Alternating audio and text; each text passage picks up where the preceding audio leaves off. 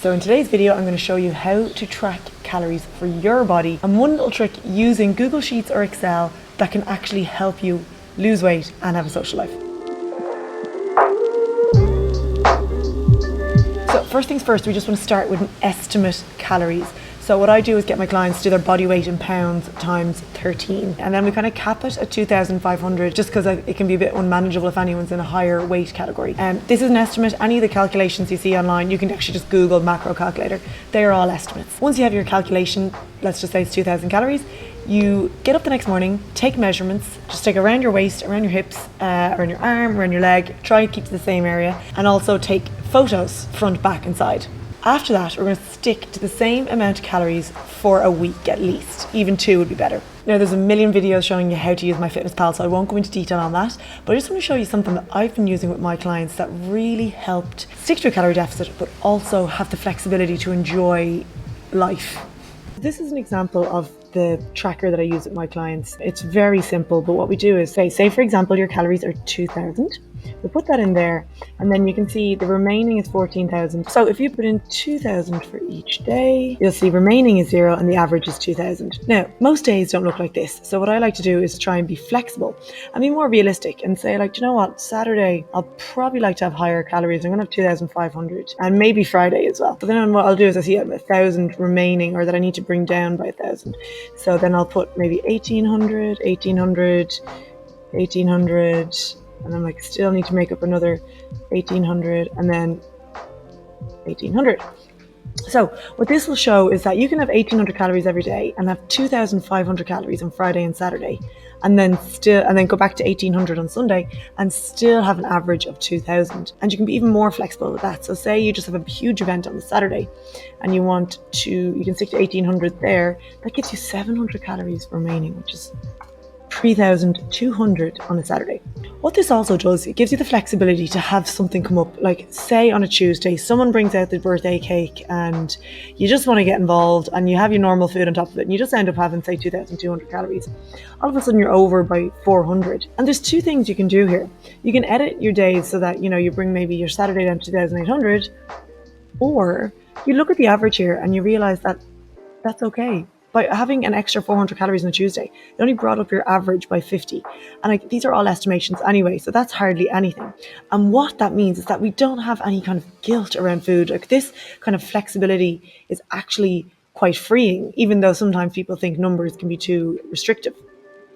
So how do you do this for yourself? Like, you can just take a blank template and have Monday down to Friday, and say at the top you just put in calories, and that you want your daily average to be 2,000. So what you want here is remaining. And what that will do, and this is where maths comes into a little bit.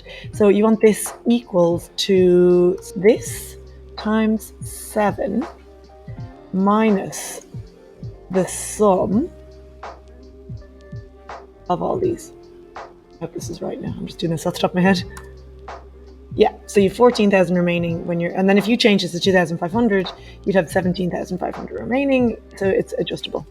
And then as you put in 2,000 here, 2,000 here, like you can see this number coming down. Then for the average, this equals average of these Monday to Sunday. Very simple. It won't populate until you have the numbers in. But again, it's just such an eye-opener when you think like, oh my God, I messed up on Tuesday by having 3,000 calories. And you put in 2,000 every other day. Realize that, like, by having that random 3,000 on a Saturday, your average is only 2,100. So it's actually not that big of a deal. It's just a little idea of how to play around with your numbers outside of MyFitnessPal, because with MyFitnessPal it tends to look at just day to day, and I just think looking at your calories across the week makes it a little bit easier. You can even look at it across a month if you have the time to create a monthly tracker. It means that you can have weeks where your calories are higher, weeks where your calories are lower, and it's just going to fit around your lifestyle.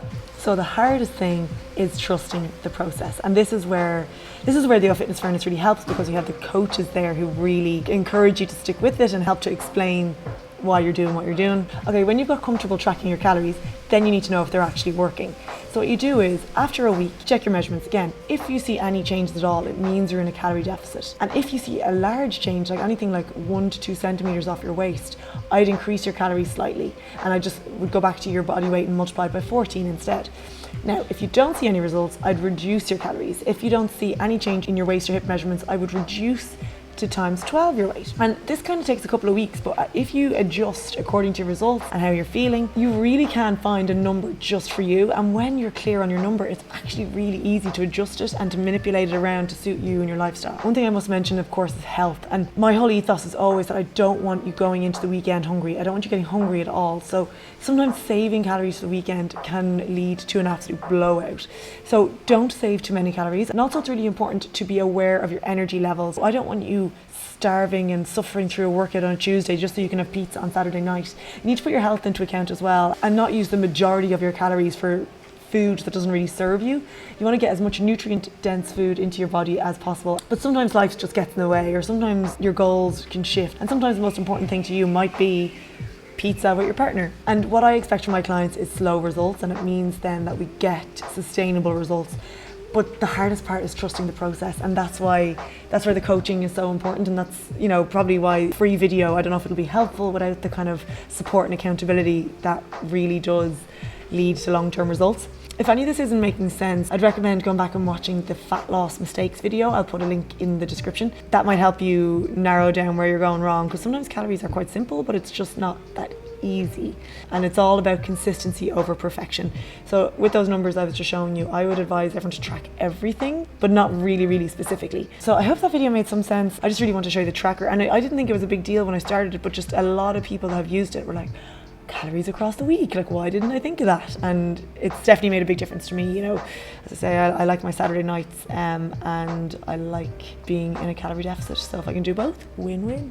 Thanks for watching. If you did find this video helpful, please share it, or else just give me a thumbs up and subscribe. So I don't know what my next video will be. I have lots of ideas, but that's all from me today. Goodbye, thanks for watching.